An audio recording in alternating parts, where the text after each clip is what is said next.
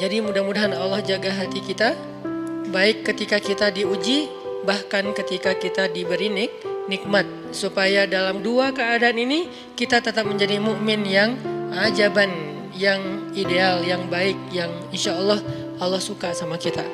Kalau diuji sabara fakana khairallah. Kalau diberi nikmat syakara fakana khairallah. Kalau dia diuji dia bersabar dan itu kebaikan untuk dia. Ternyata diuji ujung-ujungnya baik. Lewat apa ujian menjadi kebaikan? Lewat sabar. Bukankah Allah bilang wabasyiris sabirin? Sampaikan berita gembira kepada orang yang sabar. Ada banyak kebaikan yang Allah sediakan untuk orang yang sabar. Kalau dia sabar. Dan kalau diberi nikmat syakara. Kalau diberi nikmat dia bersyukur. Fakana khairallah. Kenapa nikmat kok menjadi kebaikan? Maksudnya dengan dia bersyukur Allah tambahkan kebaikan itu. La in syakartum la azidannakum. Jadi orang beriman itu kayaknya hidupnya tuh harusnya sih nggak ada bete-nya.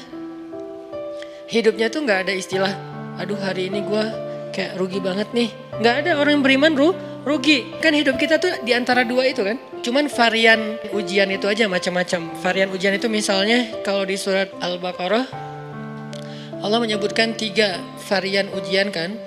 Ba'sa, dharra, zulzilu. Ujian fisik, ujian harta.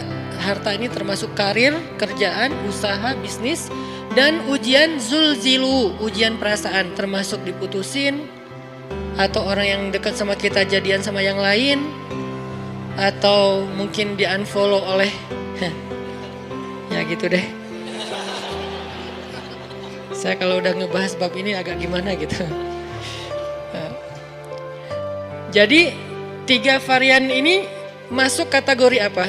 Masuk kategori ujian. Tetap aja 2. Kalau nggak ujian nikmat. Antara 2 itu nih.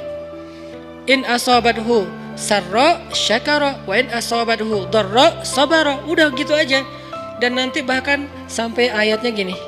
Alladzina yunfiquna fis sarra'i wad dharra. Orang yang tetap beramal soleh lewat hartanya dalam keadaan dia berkelebihan atau dalam keadaan dia kekurangan.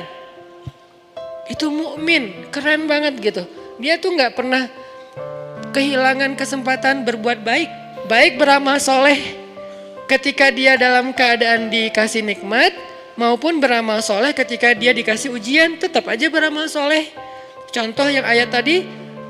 Yunfikuna fis sarra, berinfak dalam keadaan sarra, dalam keadaan bahagia, senang, lagi dapat untung gitu kan. Ataupun yunfikuna fit dharra, tetap berinfak walaupun dia dalam keadaan dharra, dalam keadaan susah. Dalam keadaan dor itu kan bahaya. Nih kalau saya infak nih bahaya nih buat saya nih. Kalau saya kasih nih saya kayak nggak ada tabungan buat mahar nih. Kalau saya kasih ke dia, terus saya gimana?